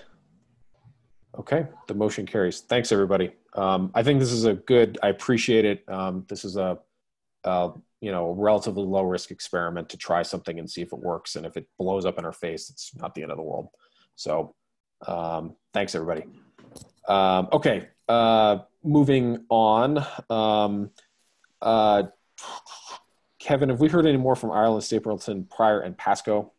We have not. I just looked at my spam folder to see if something had gone there. I'll send Eric a note tonight to just say, hey, checking in, see what's going on. My last correspondence to him was April 24th, and he's not responding to that. So I don't know what, if anything, to make of that, but that's where we're at. Larry, anything we should make of that as the lawyer whisperer? I don't know if you're. I'm happy to reach out if we don't get anything back from them. Okay. I mean, the last thing I heard before that was that basically they were dealing with what he called emergency issues with clients, and that was all going to take precedent over their pro bono work, which makes perfect sense to me. I'm a little surprised I didn't get a response that said sort of the same thing again. But I've been corresponding with Tom Downey, one of the partners there, and on other things. I'm happy to just ask him if there's an update. If I'll let you prod them again, and if you don't get any response, just let me know. I'm happy to reach out to Tom. Okay. I'll send a note tonight, and then we can see where that goes in the next week. And if not, Larry, you can follow up with Tom. Happy to. Thanks. Thanks, everybody. All right. Any other questions on the president's report? Anything that we discussed? Okay. Moving on. Jim Clark. Only a minute behind. Amazing. State Historical Fund and building updates. Go. So it's been a big couple of weeks in the building renovation field. We signed the contract with the general contractor, and we had the initial construction meeting with the State Historic Fund and the architects and the contractor. I just got a note today from the general contractor. He said that it's kind of a wash financially. He said we're going to have to spend $3,600 more for thicker insulation on the roof and slightly thicker steel tubing for the HVAC unit to accommodate for the thicker insulation. That is driven by building code, an updated energy efficiency code. Instead of R20 polystyrene on the roof, we're going to have R30. So it's 10 better is what I'm thinking. 10 more units. What does that mean? I don't know. We're going to be a better thermos, I guess. Okay. So that's 3,600 more, but the general contractor at the same time reduced their overhead and profit line by $3,000 because they didn't think it was right. It took a little whining on my part, but they didn't think it was right that they would jack up their cost for that mechanical engineer, what I consider a little bait and switch on the HVAC unit. So that was a wash, but we get better insulation to meet code. As I said, we signed the contracts, had the meeting. The State Historic Fund person, Ann McCleve, suggested that we cash in all of the contingency fund right now. That's $21,000. Just put it all toward that HVAC unit. So I'm working on that as well. And we are set to have the masons on the roof probably in 2 weeks or so to begin work on the chimneys. That's the very first thing that's going to happen. The masons will come, fix those nasty ass chimneys, repoint the brick, and then they'll leave, and then the roofers will come, and then the masons will come back and work on the parapet. So we're rolling, and we're on schedule for a mid to late August finish for this project. Do you want to talk about building insurance at all? Yeah, the contract that you signed, Dan, had a section that said either we get builder's risk insurance or the builder will provide it for us. So Tom went to Marty, our insurance guy in Golden, and priced out a policy for what, $500 for builder's risk insurance? No, $640. $640 for the year. And this covers us in a bunch of different ways, over and above workman's comp and bonding. If things really go cattywampus, we're covered for to get the work done. So, and we're covered if somebody dies on our property. Tom, did you need me to sign something on that, or did we? I don't know. It's $640, so it's below our threshold. We don't need to vote on it or anything. But I wanted to just disclose this to the board so they knew. So. Right. No, you won't have to sign anything. We'll tell them to write the policy. They'll send us a bill with the policy. Okay. And unfortunately, it has to be annual, even though this project's only going to be 8 weeks. So. Well, let's get some other stuff due once the once the cash starts rolling in. Let's paint the joint or something. We'll have the nicest empty building on the block. Yeah, we'll save on energy costs or something. Jim, anything else? No, that's it for now. Tom, anything else on the building to just update on? I asked if GFI would remove the dumpsters. They will for $150, which is probably worth it, depending on what the cost is to put them back. Because during the time that they're gone, that frees up the space for Jonas and his crew. And then we'll just, whatever trash and recycling we have, we'll just throw into that dumpster. So I'm waiting on a call back to see what the cost to reinstall the 2 dumpsters are. Wait, so we'd take them away to give them the space to do the construction work, and then what would we do with garbage and trash and recycling in the meantime? Jonas has already said we can throw everything into their bin. Got it.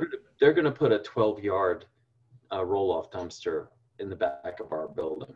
They need that every square inch because it's such a tiny space. Got it. Yeah. Okay. That's it. Great. Thanks. Questions for Jim or Tom? All right. Thank you. Tom, then continuing with you on your manager report for the DPC side. We're getting a few memberships in. That's it. Just a handful. Yep. That's it. So yeah, that's everything else I've touched on. I mean, that's just a reminder, folks. Like, obviously, it's tough right now, particularly among journalists. But if you know folks who might be willing to, spend $150 on a retired membership, $150 on a media membership, author membership, $275 on an individual membership, it makes a difference. You can just go to our website, denverpressclub.org/membership, and sign up right there. Tom, when was the last time you were in the building? Today. Okay, good. Why? I'm just worried that the place is sitting empty and nobody's checking on it. Oh no, I'm in there 3 and 4 days a week. Okay, good. I have to go walk the new Rocky Mountain PBS building tomorrow, so I'm going to be downtown. I'll stick my head in. Okay. Jim, did you heard anything more from the hotel folks next door? No, crickets. Okay. All right. Okay, thanks, Tom. All right, next, treasurer's report, Kevin and Tom. Let me just, I'll just pull it up, the spreadsheet again. I think we've basically hit on all this already. We sent $150,000 to the Denver Foundation. We've got the PPP grant, which is helping with payroll right now. Membership revenue is coming in slowly. I think we're going to have to make a concerted effort over the next month or two to go after people that we haven't heard from, to find out if that's just because they've been, busy or not thought about it, or that they really don't want to be a member anymore. So maybe we can brainstorm a strategy for that. We have about $29,000. I'll share it with folks. Hold on. About $29,000 in. No. Can everybody see? No. Hold on. Get here. Okay. Here we go. Sorry, $39,000 in unpaid invoices. There are some folks on here, honestly, that just, some folks who have just reached out and said, like, I can't do this right now. Not too many, but some. So I will send out this list again, and I'll send out this list again so that folks can take a look at it. And I'll just give a sample script to send out too. But that stuff makes a difference. So, again, this would certainly change things quite a bit if we were able to do this. So, anything else, Kevin or Tom? I believe that we're on track to have our taxes filed under the new deadline. Tom, am I thinking about that right? I think we got a note from boss on what the new deadline is, and I have the that's taxes. plan. I have the taxes in my possession. I just need to review them and sign them and send them. Oh, okay. I was going to say they're done. I thought, right? They Okay. are, but like I have to like sign off on them and everything Right. like that, and I just haven't had a chance to. Tom, do you have I'm pretty sure it's July 16th, but I don't know if there's. I'm just thinking about the delay to taxes because of COVID-19 was like July 16th, but I don't know if that applies to us. Do you happen to know? I think that's right. That's the new deadline. Whenever you file for an extension, it's usually August or later. I don't think they automatically file for an they- extension anyway. always have. Yeah. So who knows? Yeah. Yeah, that's something. If I don't tackle this week, I'm furloughed the week after, so I'll do that. So, but I'll get it done by the end of the month. Great. And we got our new 990 out of that too. So once I have that, I'll post that to the website in the documentation where good. we have that as well. I need that. Yeah. Okay. Any other treasurers updates or questions?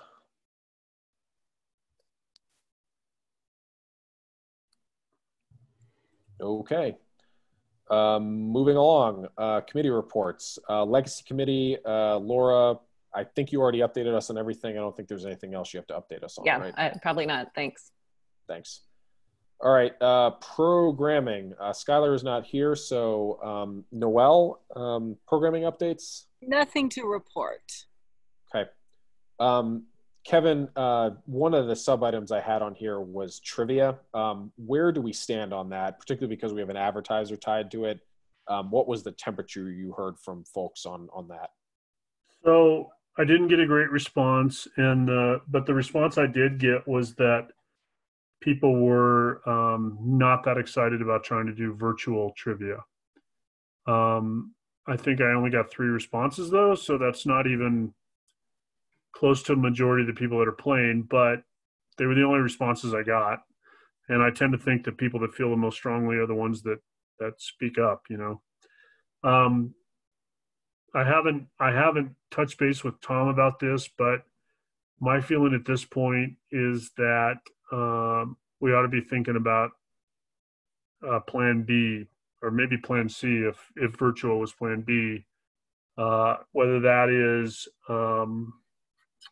a compressed season once we can have more than 10 people together, or some sort of a pivot to 2021 if indeed it's that long before we can host that event in person again. I mean, would there be any harm in just trying to do it 1 month and see what happens? And if it blows up in our face, like, all right, like the season's done. I don't think there would be. I'm a little bit cautious about how many people would actually show up to do it, since I got so little response from people about this question of whether we could do it virtually. But like my partner, for example, said to me, I don't really want to do it virtually, but if you're having it, I won't not participate. So, maybe we should try it once. Dan, is your question trying it once in person or trying it once Virtual. Okay. Yeah. Virtual, I upgraded the Zoom meeting to not this one, but we have the ability to do webinars right now, Zoom, so that we can, have panelists and everything like that. And, you don't have like 100 people on a call and somebody forgets to mute and it's a mess. So we have like the ability to put people in breakout rooms. Kevin, I would honestly be interested in trying it. I have been pleasantly surprised, as I said before, about the number of people who seem to be able to do this. I think the one thing I would suggest, because your games typically last how long? 2 hours? They've been going 3 this year, actually. I just, that's the one thing that I'd say about this is that like nobody wants to be on a 3-hour trivia Zoom call. Especially because most of us spend half our day on Zoom anyway. Right. So could you talk to Thomas and like come up with like look, we're going to keep this to, I don't know, an hour or 75 minutes or something. Yeah. An abbreviated game. We're going to try this. I can say as much in the newsletter, like we're going to attempt this. If you'd like to join, here's how you can join.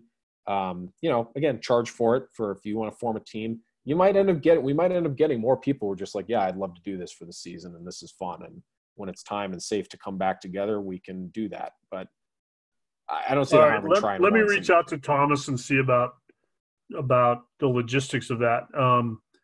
One of the questions I asked when I emailed everybody was, would you be willing to make some sort of a donation each month to help pay the money that we pay Thomas typically? And again, not having gotten much response. I don't know what people think about that. I certainly would not expect him to just offer this for free. I think we pay him $100 a month to come and do it in person. He writes the games himself. He's not just running somebody else's game. So let me revisit this with him logistically, because I'm with you. I think 75 to 90 minutes is probably the limit on something like this online. Yeah.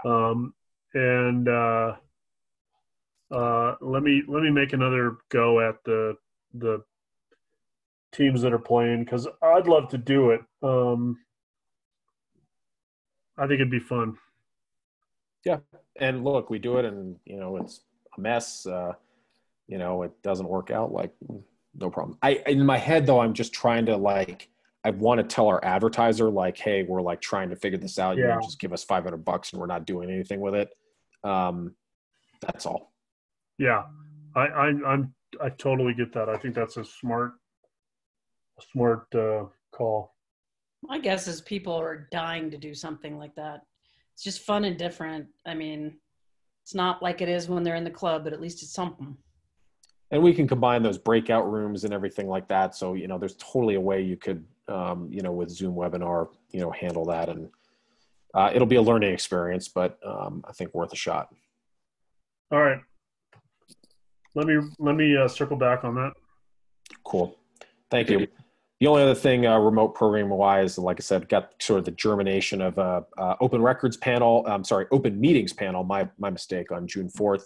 And then with our future part-time help, we'll be marshaling the resources to get more of these things planned. So next, marketing and social media. Skylar's not here, but we're continuing to be engaged with the folks over at Ricardo's agency and Grasslands, and they're continuing to post updates, not as much as they were before, but we're grateful for their support, which is great. Membership, I already covered, and I'll send the membership the revenue and outstanding invoices. If you see people on their list that you think need to be reached out to, please do. So, any other questions from the committees or for the committees? All right, moving to the next thing on the agenda. Any new business or new items folks would like to bring up for discussion?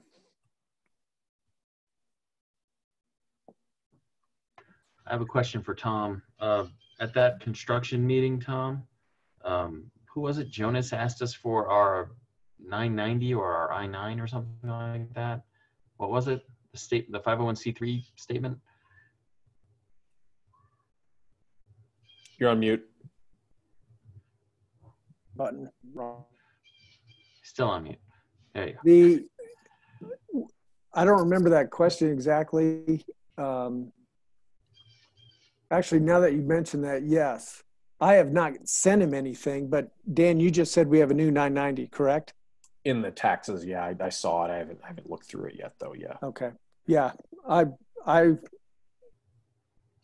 If you want me to, Jim, I can send him that. I can send him the one that I have on file. That's easy. Send him the one you have on file. All right, I'll do it.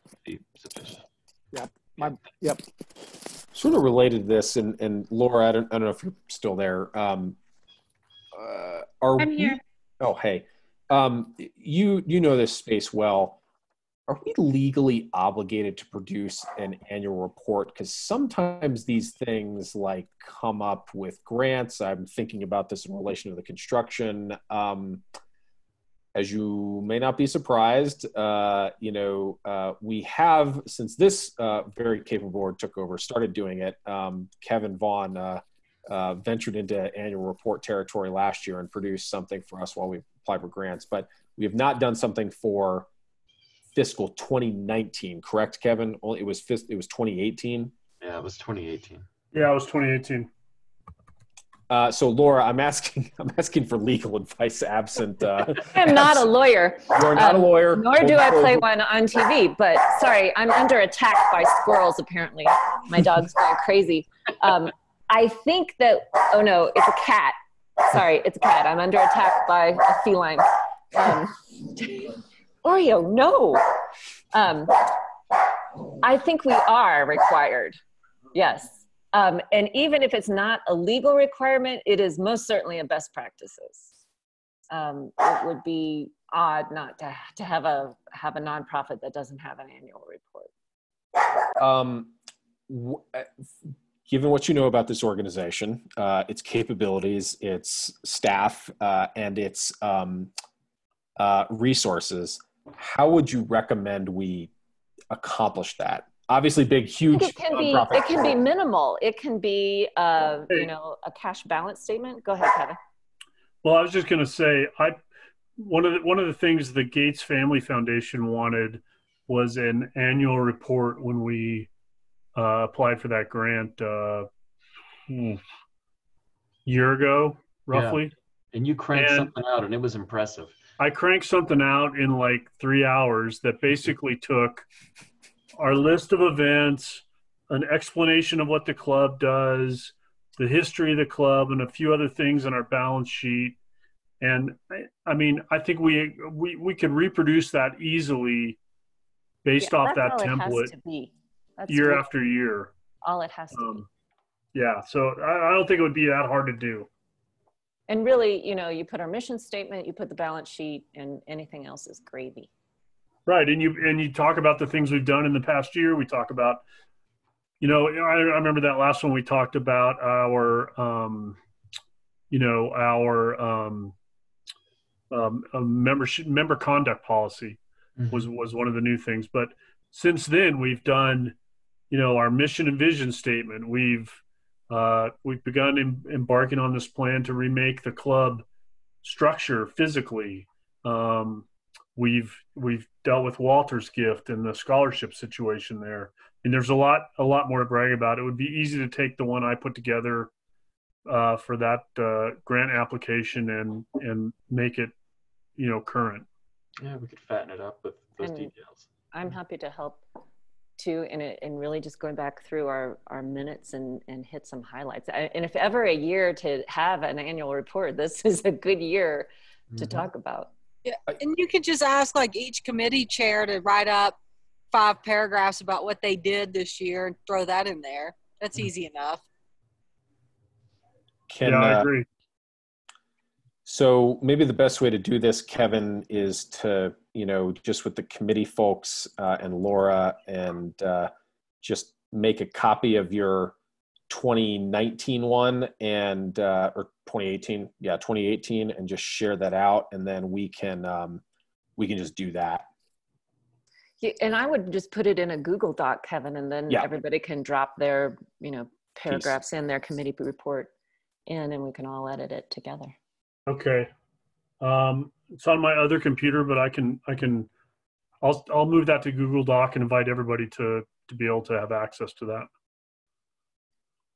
Yeah, that'd be good. And Laura, I just, you know, any guidance you have on just, you know, organization and structure of the thing. It really, there's no rules about what it has to be, other than you want to be able to show your balance sheet and kind of hit the highlights of what you've done that year.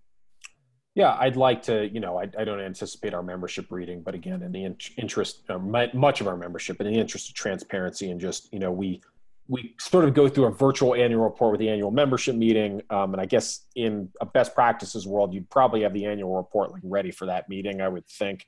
Yeah. Okay. We're doing things a little out of order here. That's all right. But yeah, good. Very good. Thank you for that. Yeah. Kevin, thanks for putting that together. Okay. Anything else from folks?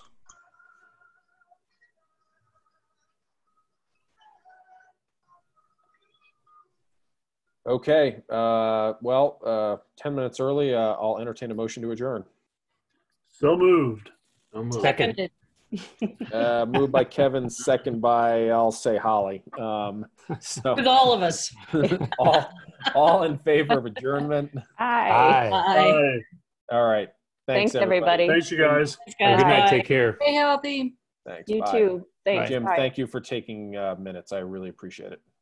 Thanks. Okay. We'll see y'all.